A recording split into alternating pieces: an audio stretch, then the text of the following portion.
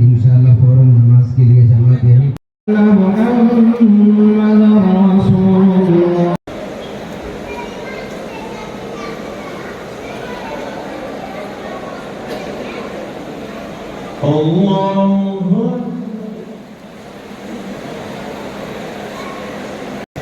ربنا آتنا في الدنيا حسنة وفي الآخرة حسنة وقنا عذاب أجرنا من النار اللهم أجرنا من النار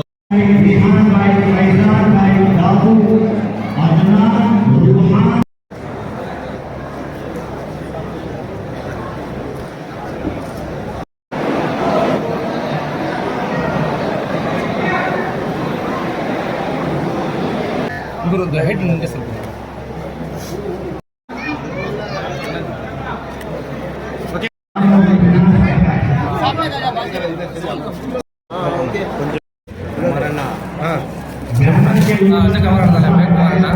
ఏదైతే ముస్లిం సోదరి మనందరూ కూడా చాలా పవిత్రంగా 30 రోజుల పాటు ఉపవాసం ఉండి ఆ అల్లాని ప్రార్థిస్తూ నిరంతరం 5 సార్లు ప్రార్థిస్తూ యావత్ మానవాళి కూడా సుఖ సంతోషాలతో ఉండాలని చెప్పేసి పేదవాడి ఆకలి గురించి తెలుసుకునే క్రమం, పేదవాడి కష్టం గురించి తెలుసుకునేటువంటి క్రమంలో 30 రోజుల పాటు ఆ దీక్ష ముని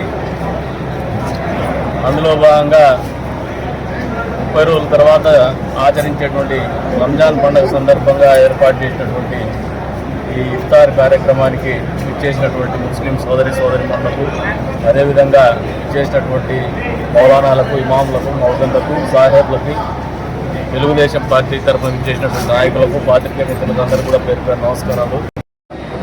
కూటమి ప్రభుత్వం అధికారంలో ఉంది. ప్రభుత్వం ఏర్పడిన తర్వాత మామూలుగా అయితే ఇఫ్తార్ విందులు మా పిల్లలు ఇచ్చేవాళ్ళు. మేము ఎప్పుడన్నా ఇవ్వాలంటే ఎలక్షన్ల కోసం ఇస్తారనుకొని నేను దానికి దూరంగా ఉండేవాడిని. కానీ ఈసారి మా మీద బాధ్యత, ముస్లింలను సమానంగా మాతో ఆత్మీయంగా ఉంటాం, వాళ్ళ ఆచార వ్యవహారాలని కానీ వాళ్ళ ప్రతి ఆలోచనలో కానీ మాకు వాళ్ళ పట్ల గౌరవం ఉంది. వాళ్ళని ఉన్నతంగానే చూస్తాం. వాళ్ళ దీక్ష ఏదైతే ఉందో ఆ దీక్ష సందర్భంగా యావత్ నియోజకవర్గ ప్రజల తరఫున కూడా సంఘీభావం జరపాలనే ఆలోచనతోనే ఈ రోజున స్థానిక ఎమ్మెల్యేగా నా వంతు బాధ్యతగా ఇఫ్తార్ కార్యక్రమం ఏర్పాటు చేయడం. దీనికి రాజకీయ ఆపేక్షలు ఏమి ఉండవు. ప్రత్యేకించి ముస్లిం సమాజానికి చెప్తున్నాం, మేము మీకోసం పనిచేయాలను, మంచి కోసం పనిచేయాలను. మనమందరూ సంతోషంగా ఆనందంగా జీవితం గడిపేటువంటి పరిస్థితుల్ని ప్రభుత్వం చంద్రబాబు నాయుడు గారి నాయకత్వంలో నిరంతరం చేస్తూనే వస్తుంది, భవిష్యత్తు కూడా చేస్తుంది. మీ ఆచార వ్యవహారాలకు కావచ్చు, మీ సాంప్రదాయాలకు కావచ్చు గౌరవించేటువంటి ప్రభుత్వం ఈ కూటమి ప్రభుత్వం. అధికారంలో ఉన్నటువంటి ముఖ్యమంత్రి దగ్గర నుంచి కింది స్థాయి వార్డు మెంబర్ వరకు కూడా అందరికి కూడా మాకు మనసులో ముస్లిం సమాజం పట్ల అభిమానం ఉంది, గౌరవం ఉంది. వాళ్ళని కాపాడాల్సినటువంటి బాధ్యత కూడా ఉంది. అందులో భాగంగానే ఈ రోజున ఇమాం మౌజన్లకు పెండింగ్ జీతాలు ఉంటే కూడా కూటమి ప్రభుత్వం అధికారంలోకి వచ్చిన 20 నెలల్లోనే 2 విడతలుగా డబ్బులు ఇచ్చినటువంటి కార్యక్రమం. అంతేకాకుండా ఈ నియోజకవర్గంలో ఇమాం మౌజన్లకి హౌసింగ్ స్కీమ్ కూడా వర్తింపజేస్తున్న వాళ్ళకి ప్రత్యేకంగా ఇల్లు ఇచ్చేటువంటి కార్యక్రమం, గ్రామాల్లో అయితే స్థలాలు ఇచ్చి ఇల్లు కట్టించేటువంటి కార్యక్రమం కూడా చేస్తున్నామని చెప్పేసి కూడా ఈ సందర్భంగా తెలియజేస్తున్నాం. అంతేకాకుండా చంద్రబాబు నాయుడు గారు ఎప్పుడు అధికారం లేకొచ్చినా ఎన్నికల్లో జరిగినటువంటి ఫలితాలని కానీ, ఎన్నికల్లో ముస్లింలు తక్కువ ఓటింగ్ చేసినారా ఎక్కువ ఓటింగ్ చేసినారనే ఆలోచన లేకుండా ఎప్పుడు కూడా మొదటి ప్రాధాన్యత క్రమంలోనే ముస్లిం సమాజం సంక్షేమం పట్ల, అభివృద్ధి పట్ల కాంక్షించేటువంటి ముఖ్యమంత్రి చంద్రబాబు నాయుడు గారు అని చెప్పేసి కూడా ఈ సందర్భంగా తెలియజేస్తాం. ప్రత్యేకించి కదిరి నియోజకవర్గానికి వస్తే ఎవరికైనా అపోహలు ఉంటే కూడా మనసులోంచి తొలగించుకోండి. మీ పట్ల మాకు అపారమైనటువంటి గౌరవం, అపారమైనటువంటి ప్రేమాభిమానాలు. మనమందరం కలిసిమెలిసి ఉంటేనే ఈ ప్రాంతం బాగుపడుతుందనే ఒక మంచి ఆలోచనతోనే, మంచి దూరదృష్టితోనే మేము ఉన్నాం. అందులో భాగంగానే మీరు ఏం ఆశించినా కూడా మీ సమాజం అభివృద్ధికి చేయడానికి ఈ కూటమి ప్రభుత్వము మీ ఎమ్మెల్యే సిద్ధంగా ఉంటాడని చెప్పేసి మీకు ఈ సందర్భంగా తెలియజేస్తాం. అంతేకాకుండా పేద ముస్లింల అభ్యున్నతి కోసం ఏ కార్యక్రమం చేయాల్సి వచ్చినా కూడా ముందు వరుసలో ఈ ప్రభుత్వం ఉంటుంది, మీ ఎమ్మెల్యే ఉంటాడనేది వాస్తవమని మీకు ఈ సందర్భంగా తెలియజేస్తాం. ఎన్నికలు అనేది కేవలం ఒక 2 నెలల పాటు మాత్రమే జరుగుతుంది. కానీ అందరికి కూడా ఒకటే చెప్తున్నాను, ఎప్పుడు ఎన్నికలు వచ్చినా ఎన్నికల సమయంలో చెప్తే నేను అభ్యర్థిని కాబట్టి అడుగుతా అనుకుంటారు, లేదు నేను అభ్యర్థిని కాబట్టి చెప్తా అనుకుంటారు.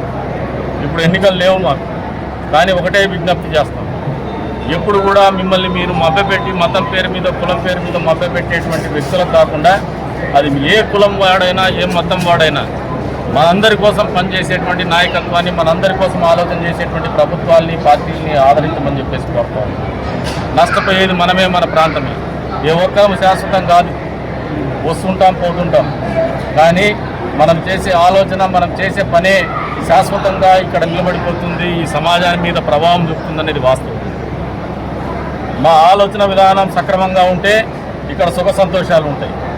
ఆ రకంగా కాకుండా ఎన్నికల లాభాపేక్ష, ఎన్నికల్లో ఓట్ల కోసమో మేము ఆలోచన చేస్తే సుఖ సంతోషాలు ఉండవు.